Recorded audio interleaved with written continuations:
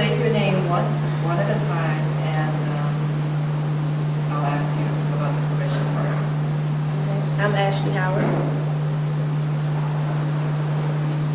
Tendani Bulabusi. And do you give ITBS permission to use this video for promotion of Crips and Bloods programs and initiatives for outreach purposes? Yes. Yes, I do. Okay, great. Okay, let's start with, speak up a little bit. How did you two meet? Where were you at that time in your life, and what happened? Who wants to go first? Go ahead. We met. I was a woman looking at you in the camera. Look at me. Okay. I was a program coordinator at a nonprofit youth development organization. Mission was to help our endangered youth reclaim the Anacostia River, their communities and their lives. So Ashley being one of those youth, we, kind of, I had about 16 youth, I was supervising or whatever. And she happened to be one that stood out, gave her responsibility one day, and she really held it down. So before that, it was like, troublemaker. But after she held down that responsibility that day, me and the other supervisor really started building with her and really building a bond and really started investing some time in her. And she really had a passion for, growth in her life. So we met at this youth program or whatever. In my life at that time, where I was in my life, I was in a place where, I was just just kind of transitioning, just to a better place spiritually, I guess. Changing my diet, that kind of thing. So I was working on a lot of spiritual cultivation. I was in a place where, I was aware of, my competencies as a person and what I bring to the table, and just, continuing to build my relationships and, build with my family. So I was just in a place of just general growth with people, places, and things like that. And Ashley, who were you at that time when you met Tendani and started working with her? At that time in my life, I really didn't care about a lot of things besides my kids. And I wasn't really focused. But when I had met him and started to build a bond with him and get closer to him, I just wanted different things in my life. I was still living with my aunt at the time. So now I have my own apartment, but I wasn't focused at all. I was still out in the streets, basically living a double life, one from work and then my nightlife. So that was it. And how old were you? Ashley? I think I was like 20, either 19, 20. 20, about 22. So it's like 20, 18, 19. Like, yeah, 19. Okay, how old are you now? 21. I mean 22 in 24 days. So one of the questions we asked in the big read was, we asked the teachers why do they do what they do. You've been a mentor to Ashley and to a lot of people. Why do you do what you do?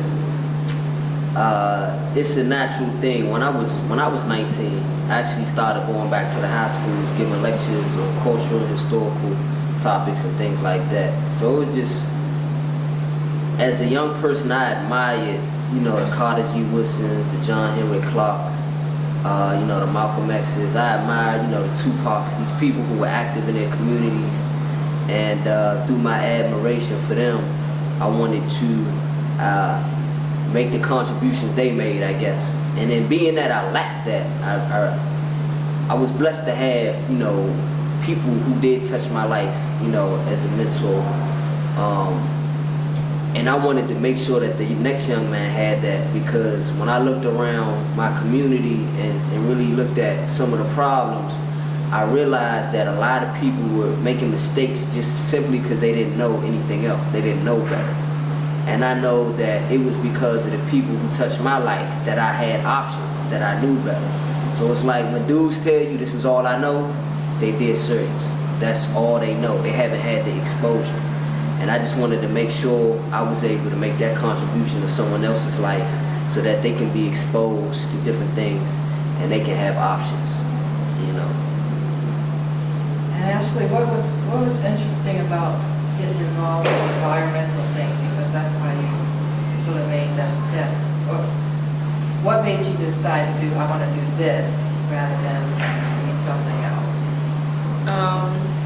Well, one thing that made me want to do that is one of my friends had just got killed.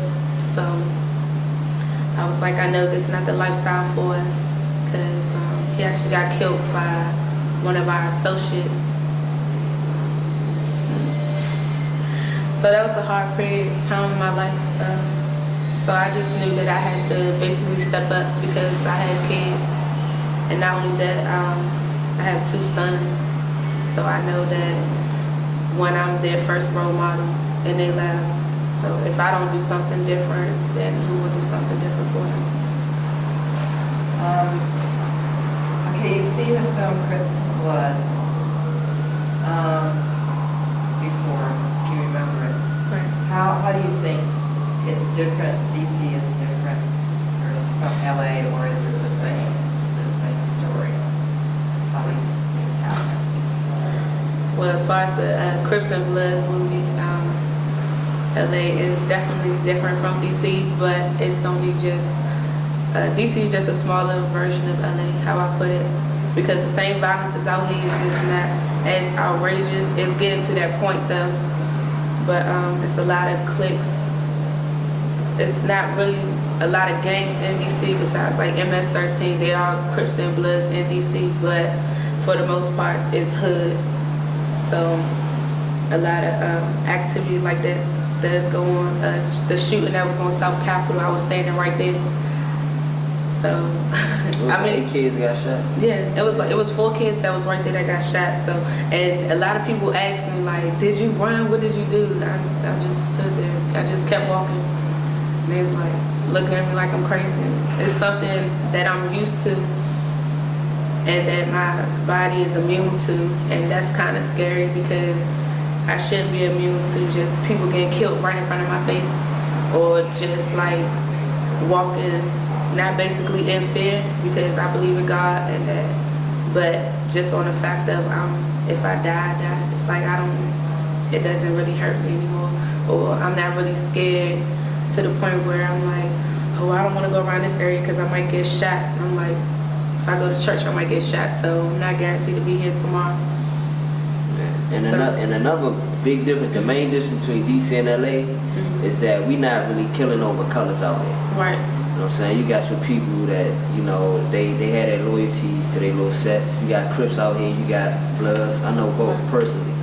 But nobody's really banging over colors. It's more hood. So you might be a Crip or Blood, but this area right here, you know, whether it be in Southeast, Northeast, you know, your loyalty is really with that hood first, a lot of the times. So you don't, it's not really getting into being in this gang based on a color. Right. It's about, you know, every day walking to school or whatever, this is our neighborhood, we protect each other. So growing up in that neighborhood, that's where you really gonna find you getting initiated and your loyalties to the street life based on that neighborhood.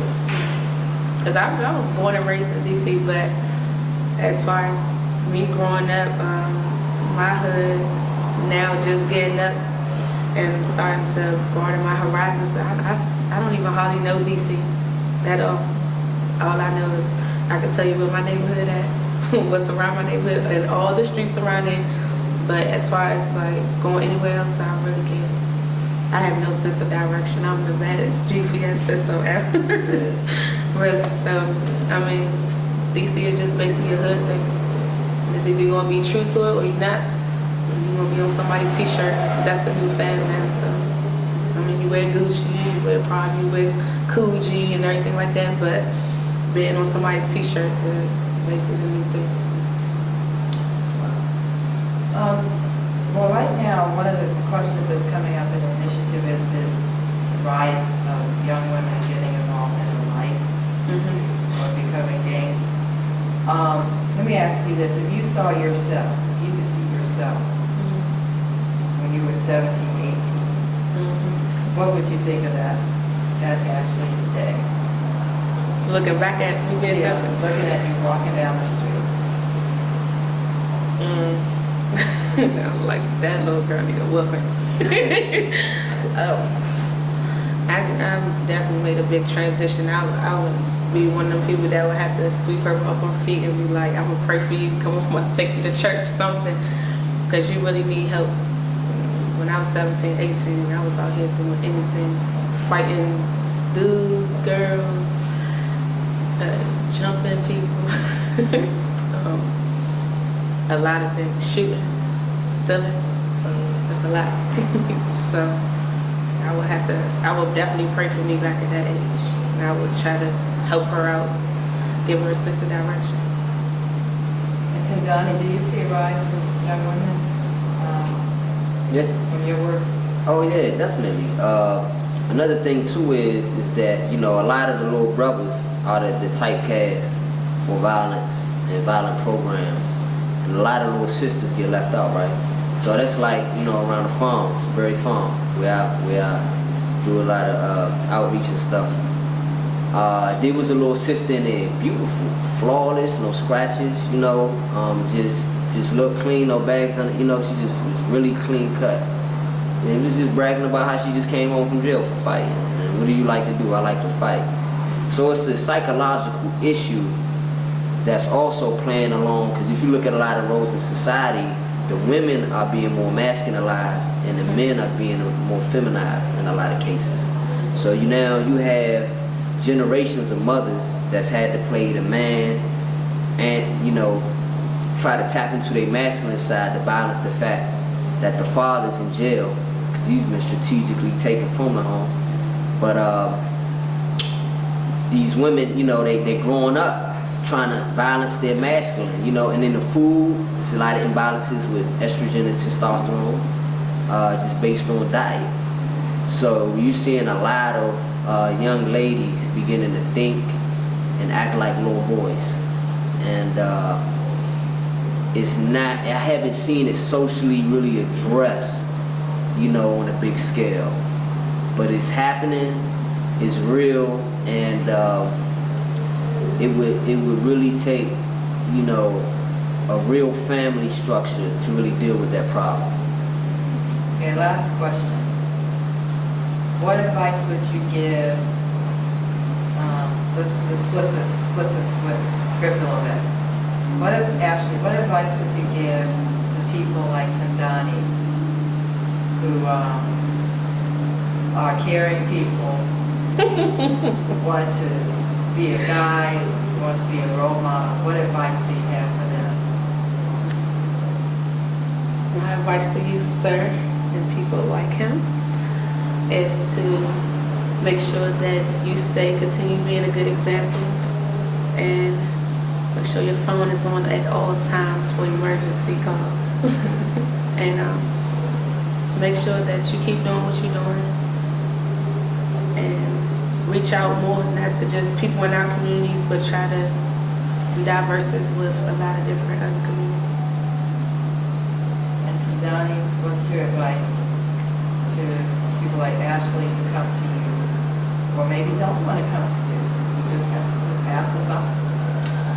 I mean, we all got psychological and emotional baggage, so don't let none of that ever keep you from being who you're supposed to be in the world. And until you have certain experiences, you won't really know who you are. So don't stay locked in that block. Don't get involved in something that's going to confine you. Don't get involved in something that's going to confine you to your little neighborhood because you're scared to go out, because you're scared of getting shot. Get some exposure and see what's around the world. See what's around the world.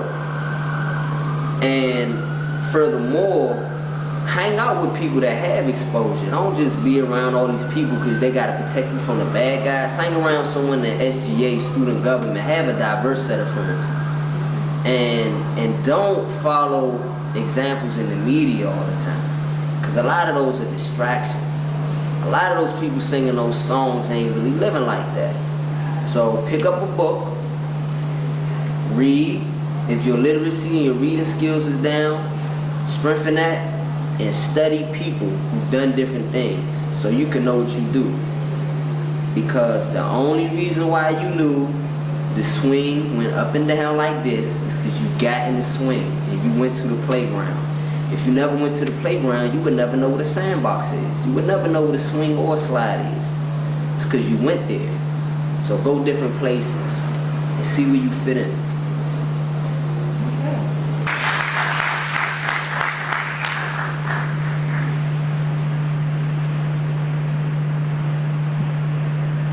Good evening. Thank you all for sticking around and joining us for some good dialogue. I am Sidani Luciel, and I am, well, Sean really lets you know a lot about what I'm doing. The reason why I'm here today, I've been on these panels before at the Jewish Community Center and Westwood Sports and places like that. Because as a youth, I experienced, the streets firsthand, and as a mentor, I experienced helping youth get out of the streets firsthand. DC is a little different when it comes to gang life and street life in LA, because it's not necessarily about colors. It's more so about neighborhoods, so the dynamics are a lot different. But it's the same problems that are going on in LA are going on here and around the world. And if you look at how they describe it in the film as a civil war that's been unaddressed for years, is very accurate. It's very accurate. I think that for a person like me, who understands what's going on in many environments, whether it be streets or nonprofit or corporate world or politics or government. The reason why I do what I do, continue to work mentoring young people like Ashley, is because I understand that it's really about exposure, right? So when a lot of these young people, get these situations and they say, this is all I know, straight up, that's all they know. They haven't seen a lot of different things. They go to the playground and they know that the slide, the sandbox, and the swings there because they went to the playground. You go to the amusement park, and you know that there's fun, there's rides there. You go to the crack house, the crack house is there. But if you haven't been to City Hall, you don't understand that. The way that works. If you've never been, if you haven't been successful in school and haven't gone to school, you don't know the way that works. If you haven't seen family business, you don't know the way that works. If you grew up watching your parents survive and have food in the refrigerator, not going to work, but still have clothes and food, because they're on welfare. You never see them go to work. How do you have a work ethic? Who told you about work responsibility when adults in your neighborhood are cursing and drinking and carrying on, and there's still a roof over your head?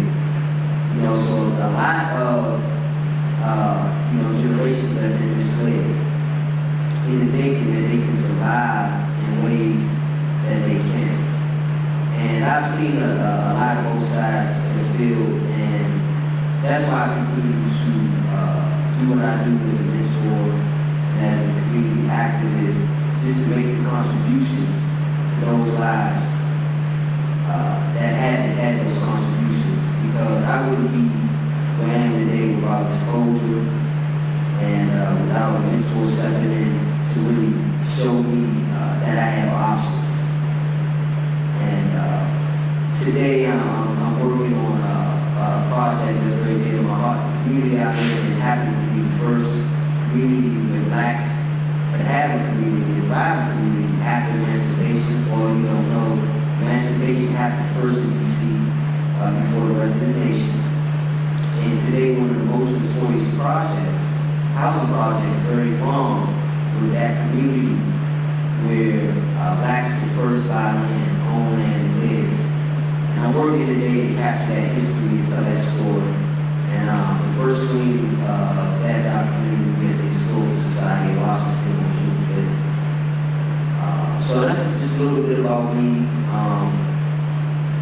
what I'm doing, and where I've been. I was homeless when I first got into the program that she was in, where I met her, where I came back as a supervisor for that program. So I've been through a large spectrum of life, and I'm still alive, living well, and making contributions to my community. And glad to be here with you all. Hello. Hello. How you doing? My name is Ashley Howard, ex-gang member, former member of the Bloods, GBF, Gangsta Blood family, now straight to the Hill Army. I would have to say at that point in time, I was about 16 years old. My parents, they weren't there, but they weren't really there. My father had just left. Was incarcerated for 4 years, and my mother was in a mental hospital at that point in time in my life. So not to necessarily say that I joined the gang for a family, because I had a supportive family. I just didn't choose to be around them at that point in time because I felt that the world was against me. As you heard before, my kids are 7 and 3, and they're both boys. I just felt that I had to do something different, that I had to change my life around. I've seen a lot of people die in front of my eyes, held people before they last breath. And I was in D.C. doing this. So as you heard, D.C. is not real famous for gangs. They're really famous for hoods, but there are gangs out in D.C. Real powerful. But I was just, at that point in time in my life, I didn't care. I really felt that nobody cared about me, nobody really loved me, and it was something that I had to work with inside myself. I had to basically find me. So one day I decided to join this program after my best friends got killed for being on the list, as they say. The list. But basically what that means is if you're not abiding by our leaders' rules, it's time for you to go, especially if you know a lot of information. So I guess it was just his time. And I felt like at that point in time, me being a female and having children, I couldn't leave my kids like that. So I had to just really step back and look which direction I was going. When I joined the program, I met Tenani. At first, I used to give him hell. I didn't care what he said. I used to leave off the work site anytime I felt like it, and wouldn't care about being suspended. But somehow he did give up on me. And he was just like, I don't care what you say, I'm going to be there.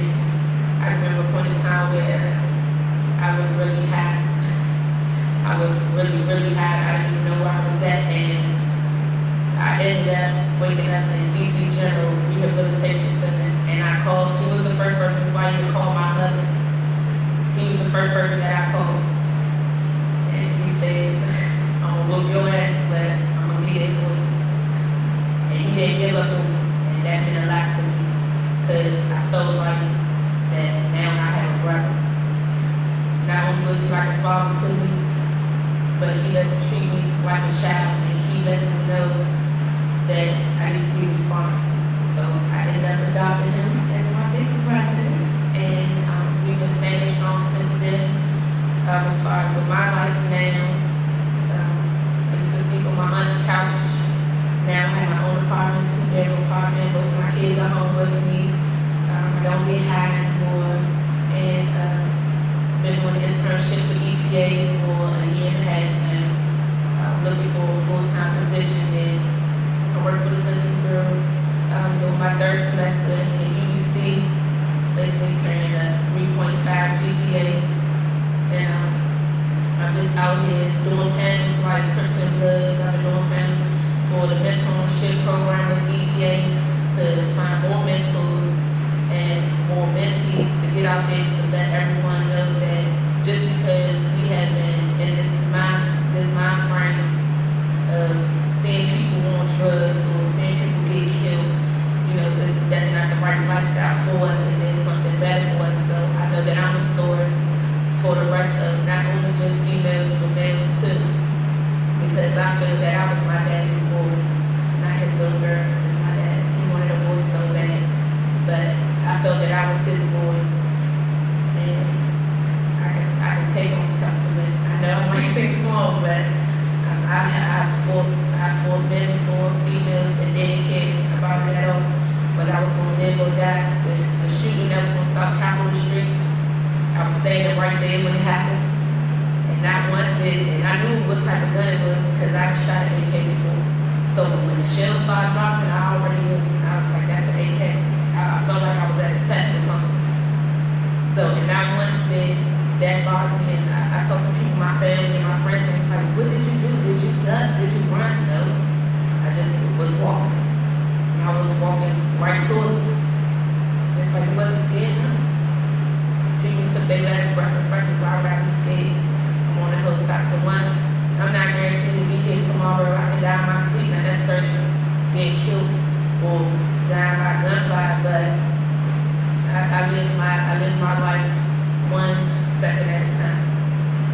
And I make sure within that second that I'm doing something to improve the people in my community, to do something to change my life, and to let my kids know, and to let the young females around my neighborhood know that just because you're going through something right now doesn't mean that it stops right then and there. Anytime I want to kill myself, I just was like, I can't take this no more. I call someone, it's like, I can't take this no more. I gotta go. I just want to call you, let you know, I love you. I'm gone. It's plenty of times I had a 40 to my head. It was like, it's over. I'm just ready to go now. I can't take this no more. But then, what type of statement would I be making to my kids? What type of statement would I be making to the youth of my hood?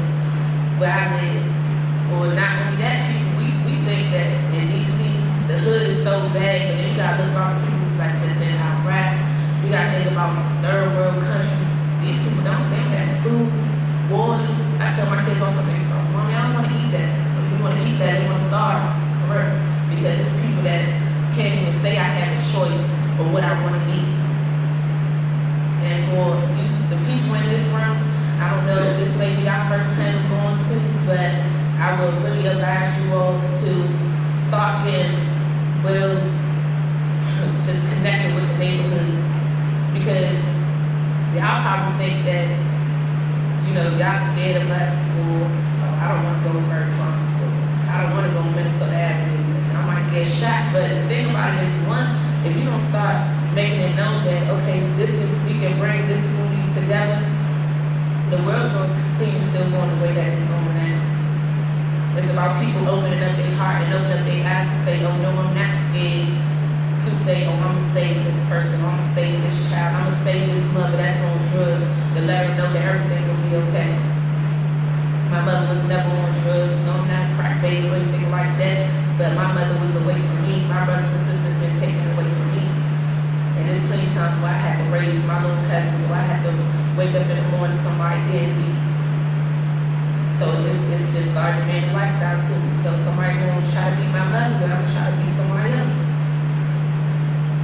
But now I know that I'm important, and that I know that I can make a difference. There's somebody like, I done had a girl that says that her mother, she, doesn't care about her, so she feel like she wanna go and prostitute 14 years old. But I feel that God gave me the strength to say, actually go and help that female, go and help her out. I let her stay in my house and everything. Not to say that she was making good grades in school and everything. But that's just to give y'all some insight in my life. So if y'all have any questions to ask, any type of questions, I'm open, very open.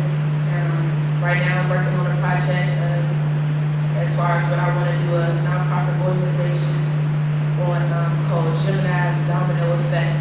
Basically what I mean by that, because when I'm a Gemini, my birthday's the 29th, so that.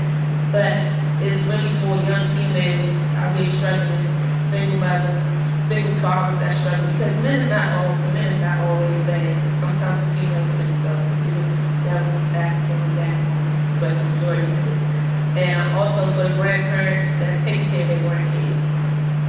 So I want to let them know there's different resources to basically help their families, give them that intervention, or let them know that somebody's out here that they care about you. There's been so many times I've been missing for a week, my family think, oh my gosh, she dead, she gone, I don't know where she at. But I pop up at the right time. And I don't like to see my family worried like that. I love hugs, but they was hugging a little bit too tight, so that. So we're open to any questions that you all want to ask. And hopefully someone has a question, but let me tell you how Ashley and I really got close. I was a program coordinator in this program. Ashley was really a young lady. I mean, she really was just hard. And the deal is, we had these programs, these youth development programs, and you had the ones that are kind of more so, programs where children are on track and they're on, and then you had some where young people just came out of youth detention and just came out of jail. In her core, we had everything from people locked up for weed to attempted murder, this kind of thing. And we had a lot of different personalities to deal with. And what happens is, a lot of the times, a lot of the people who are in my position, they just really don't have the cultural or professional competencies to really deal with these situations.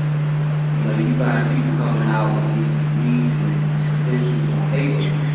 They don't know what they're doing.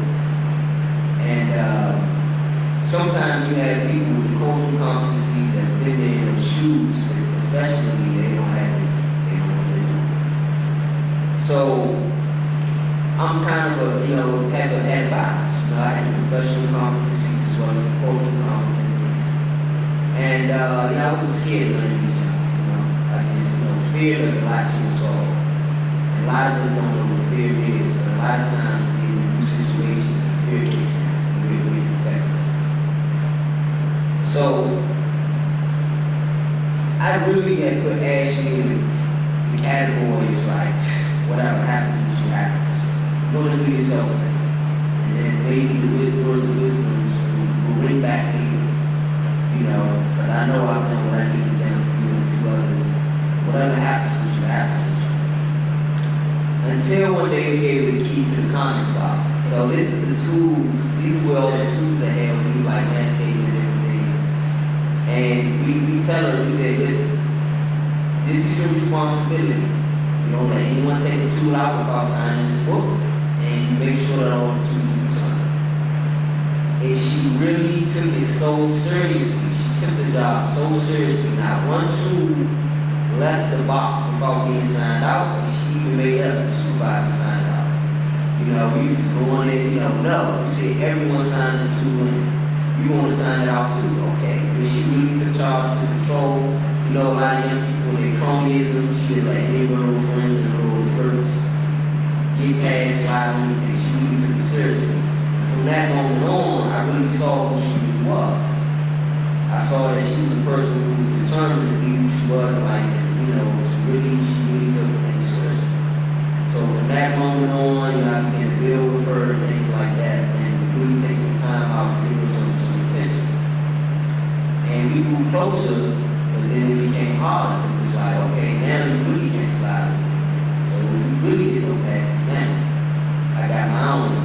And through that relationship, I learned what being a mentor was all about. And I learned how to do my job better. So that's just like a parent had an 8-year-old son.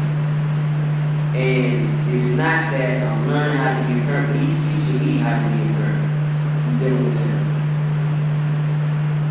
one of the unique things that we deal with in the world of youth development is dealing with rhetoric, dealing with superficial nonsense.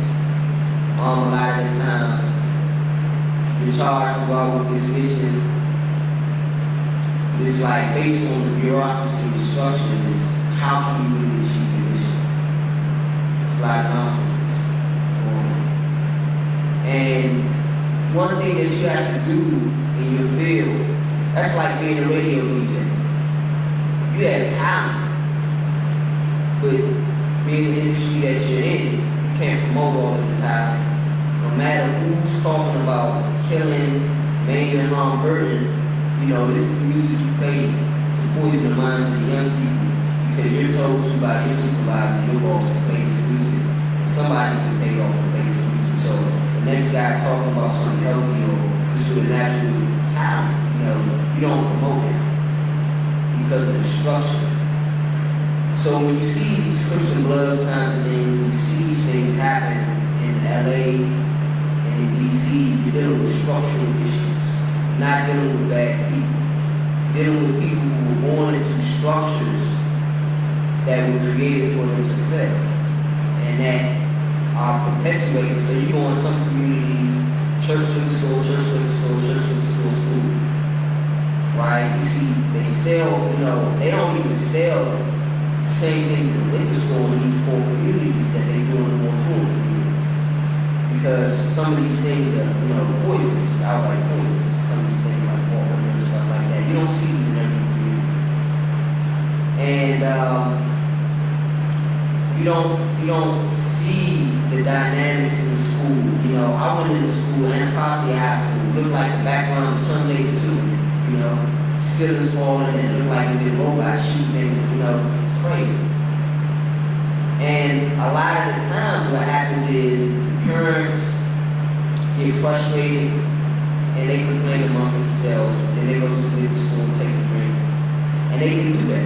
Get up and they don't have to go to work the next 25 times or whatever. But it's a structural cycle that's perpetuated with the help of faulty school systems, media poisoning the mind, food poisoning the body, these kinds of things.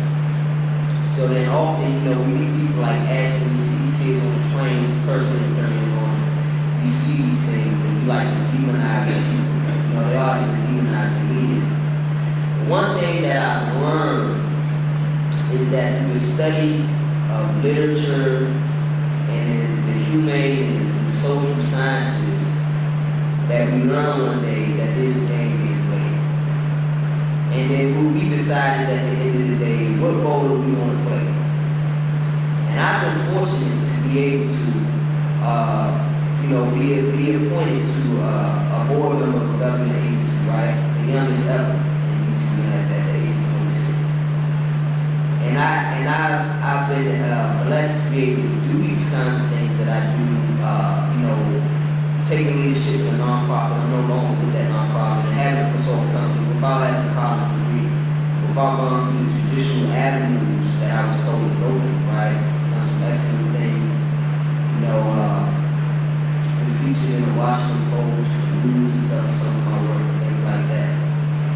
It's like, how do you do it, you know? And then anyone aspiring to watch the video who said now, you know, you really have to be able to have some strong principles. And it's a principle that we're dealing with now. It's a principle. Now, the way I was able to reach someone like Ashley in her situation, she was really hoping, like easy to give up on, right?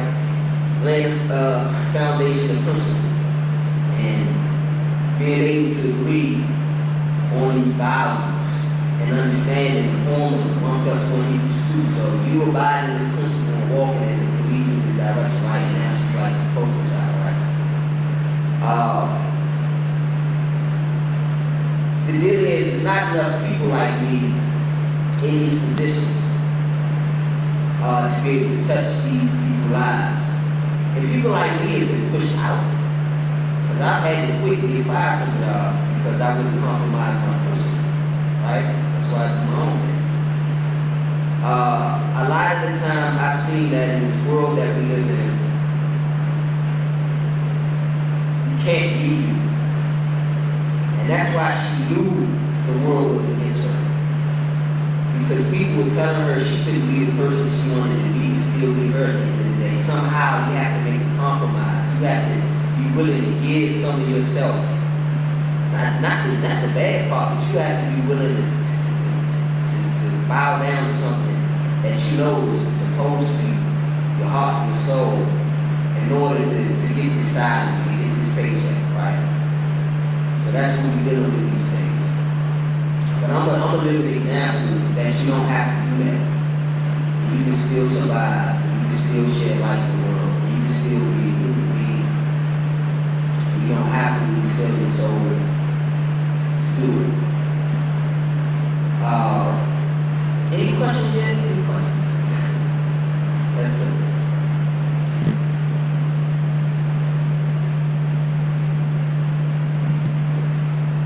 Good, the mic is the right size for me. You know, I'm torn between, because what was the message, part of the message in that movie was, you know, this is just not, Crips and Bloods, you know, just didn't invent themselves, that there was a history, there's a dysfunctional history in the country, dysfunctional, you know, treatment of blacks in the history, and prison systems now, and just other things in community now. So there's a part of me that would kind of like your take on that, but I think actually I want to go the other way, which is kind of like,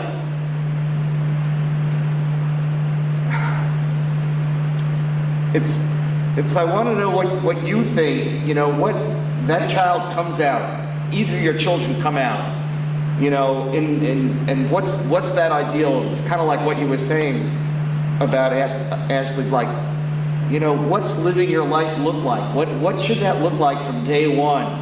You know, what should the systems be? What should the supports be? You know, and in that movie, you know, should dads be in the home? What should that look like? What would that feel like? Because the other extreme for me is that, you know, the country, even to just recently with, you know, talking about we're going to celebrate the South, you know, we're not going to acknowledge a whole portion of the history. You know, there's a part of this country doesn't ask to sort of say, well, let's just ignore that. Because to me, I'm thinking I know there's deep psychological damage for me, but I really haven't suffered from the history, you know, in the same way. But I have to think it's like it's like the society needs to almost psychologically deal with it, and I don't think it really ever has. I'm throwing out just a whole array of my thoughts, so maybe just respond to what it sounded like to you.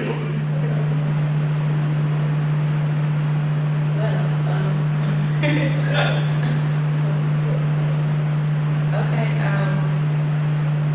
that was a lot to take in and made very good points. It really hasn't been dealt with. I mean, as you said, should there be more fathers in the home? Yes, it should be, because we just had something to deal with this in school, and they were saying, would you think a child would come out different if both parents was in the home? Like doing a study on single mothers, or, you know, and both parents in the home, how that child progresses in life. And psychologically, as far as in DC, I guess that since it's been through history for so long of the same status people on that we're immune to now.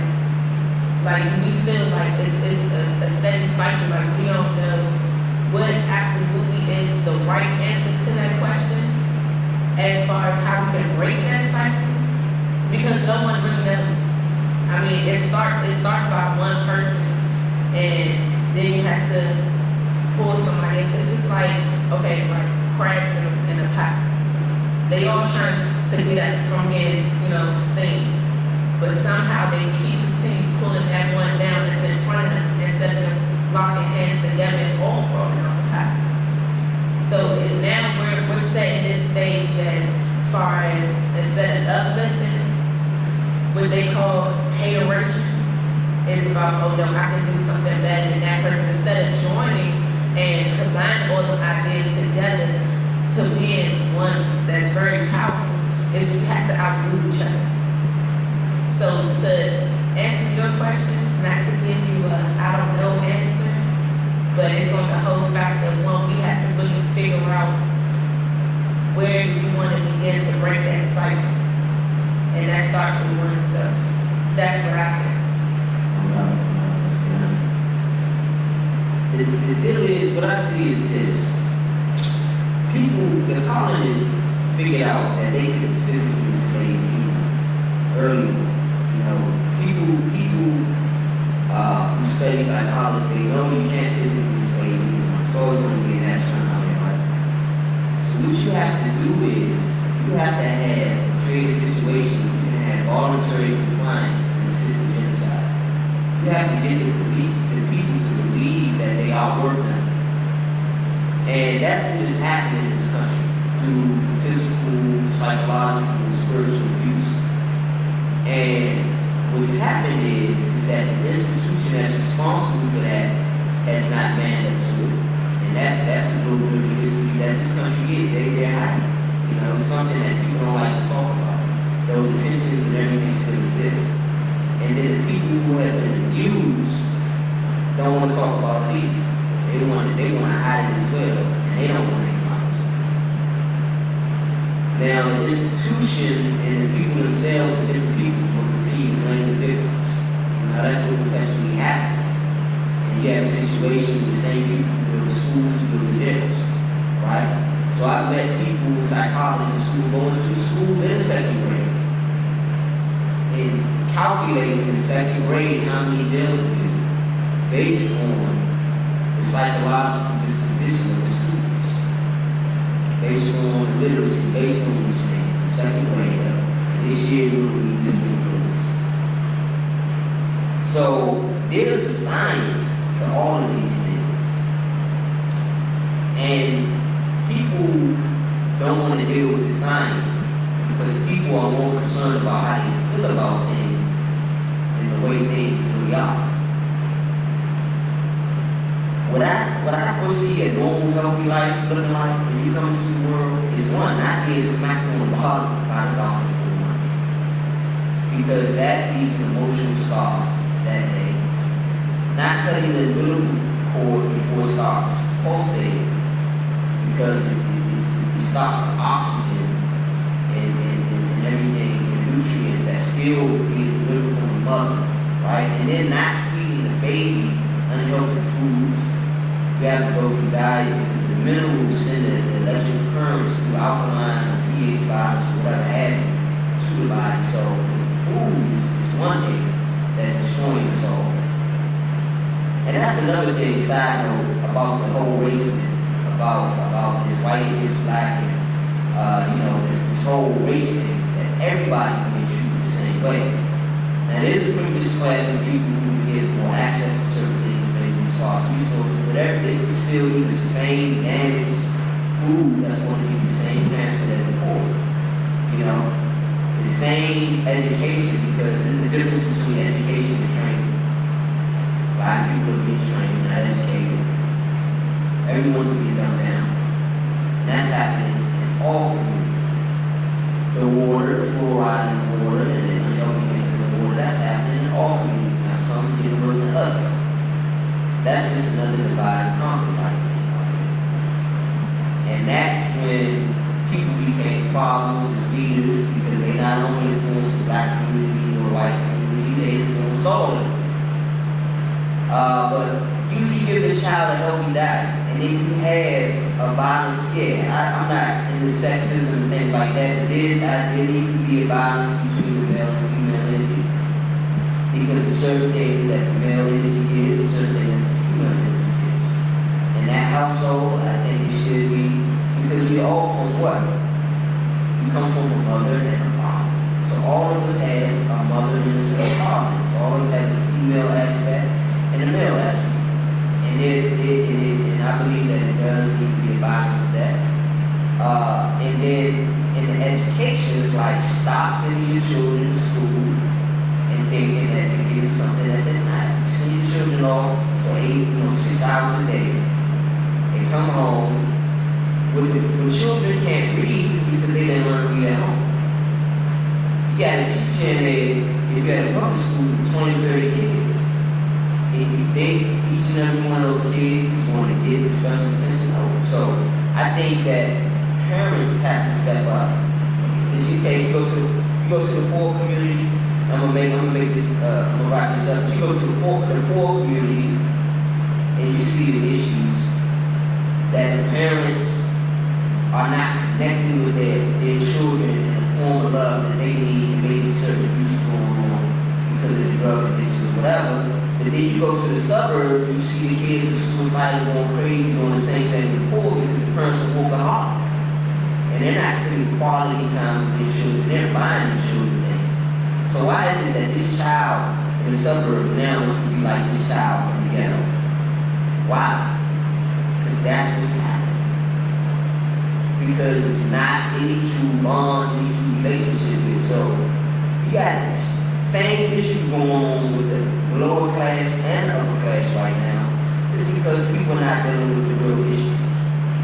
But I would say that if you had a functional family, a functional child, that would be a combination of a healthy diet, a healthy education, not training, and an opportunity to have exposure and to have creative expression freedom. I actually don't have a question, but I just want to add to what both of the panelists said.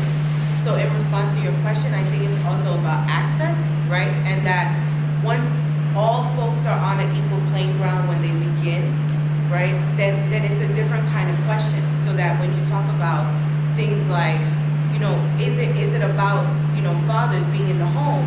So yeah, that's probably a piece of it, right? But then when we break it down, why are the fathers not in the home, right? And so if it's systematic oppression, then we need to like really talk about the root causes of that, right?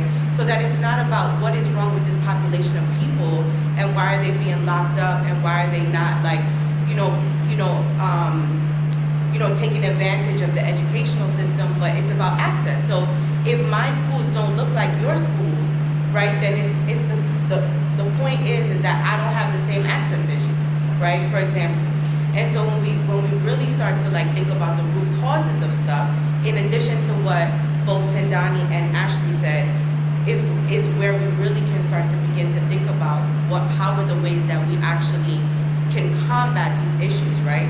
So that if everyone starts in the same playing field, then the conversation is equal. But the conversation is not even equal right now. It's not even about, right? So I think that's what I just want to say. It's about access, right? Not only access to information, but to resources. I mean, to everything, right? If my community is just not reaping the same thing, then inevitably the conversation is not equal. No doubt. We gotta wrap up soon. But we're going to take two more questions. But that's why I encourage people not to complain about the council money. Go address it. Don't complain about the school system. Go.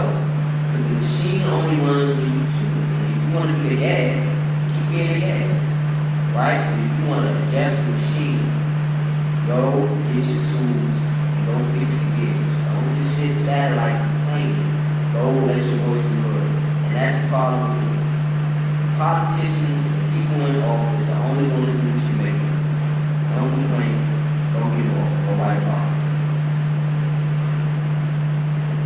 I have a comment. First, I'd like to compliment the organizers of these 6 segments.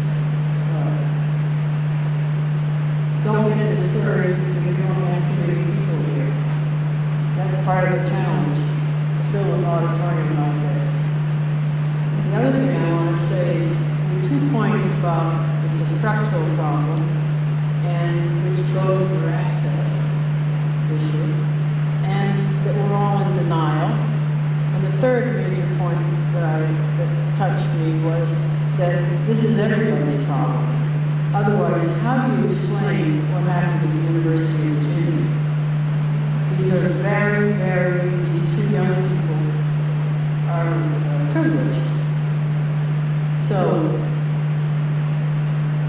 when we begin to realize that it is all of our children and all of our problems, we might make some headway. But it's the denial of goes on. That's why these films are very, very powerful, and to have that last person say, this is made in America, that's very tough for a lot of Americans to accept. Especially if they live in narrow groups, their lives are in narrow groups. But we cannot improve our private lives anymore if we want our public lives. That's very evident, and that's why we have a sense of real disease in the country. Thank you very much for your comments. And your work. So first, let me just thank you for your presentations and also both of you for being so open and honest about your own personal experiences and sharing them with us. I think it takes a lot of courage. So I just want to start by saying thank you for that. Do I need to come to the mic? Yeah, you want to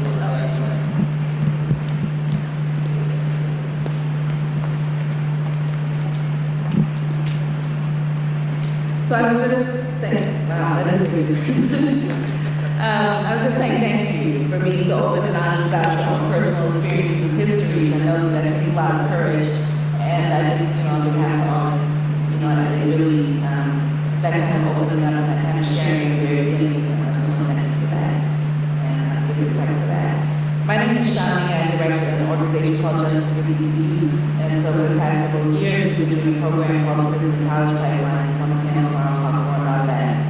But we've been going into Oak Hill and to the beginnings and doing weekly sessions with education on activism work with some of the young men who live there. And one of the things that I was talking to them about just last Sunday was, how I really have to work on a regular basis not to get jaded to the fact that every time I walk into this facility, there is nothing but black and brown young men in there. This is for several years now.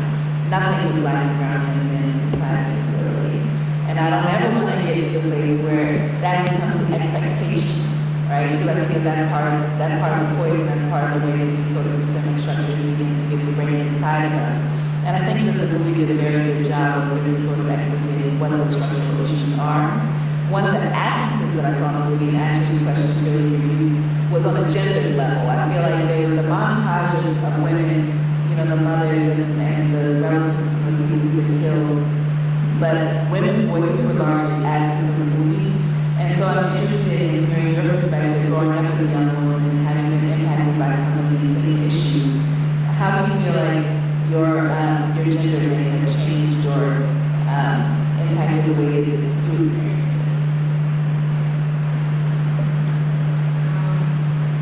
As far as my gender, What's different for you as a young woman? and as far as being around the males, Right. being engaged, okay, was it different? Yes. But it was a whole thing of whether I was going to hold my own or fall. So I started to get in this mindset, not necessarily trying to think more like a male, because I still had my own voice as being, because I was the first lady. So I still had my say so, but it was still to a point where my word could sometimes be questioned. So as being the only female in the gang at that, it was really different for me, because at one point in time I felt like, oh yeah, I'm the head, I'm in charge, I could easily tell one of them to go do what I wanted them to do. But then it was like, are we sure that we want to do this? As her, so it's almost a questionable thing, because as with us being females, the men always think they're smarter than us. They always think that they're stronger than us, and that we're just there for background action. So I would have to say it was very different for me. It was hard at times too, because if it was something that I didn't want to do, as far as doing missions or things like that, I couldn't cry. I couldn't at that point in time. I couldn't show emotion. Like, I feel that I don't know what emotions are anymore. I feel so lost at times, even to this day. Like, I'm so hard. I'm really hard on my kids, because as a child, you have these emotions and you have these thoughts, and I said, stop crying like you're a little girl. And I know I sometimes have to catch myself, because even though you shouldn't we brought up, you shouldn't make a lot of mind decisions or decisions in life off emotions. But at one point in time, it's a good thing. Because you can see like a homeless guy, you will say, you wouldn't feel for that person. You'll be like, okay, but he don't have to be homeless. He can go out there and do what he needs to do. I mean, I have to do what I need to do. But then at that point in time, you never really focus on what that person went through in life, and you don't have that feeling for anybody anymore. Like your heart is so cold. So as now, as far as me being from my godmother tells me, you need to be more ladylike. You need to be more soft. I'm like, what is that? And a lot of females now that feel that they have to be in a clique to overpower men.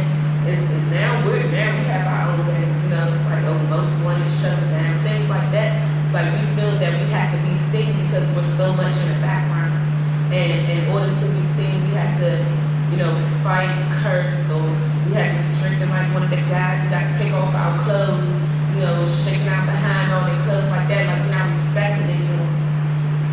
And I really feel that my mission as far as in life is to show that now we can be respected in a different way, mind, body, and soul. I don't have to take off my clothes for a man to respect me or to treat me like the queen that I am. So growing up now that I have a different mind frame, is it hard? Yes, it's hard. Because I don't have a lot of female friends now, but I have to be open-minded to not think, they're just trying to have sex with my man or anything like that. So what I'm trying to do is get a basically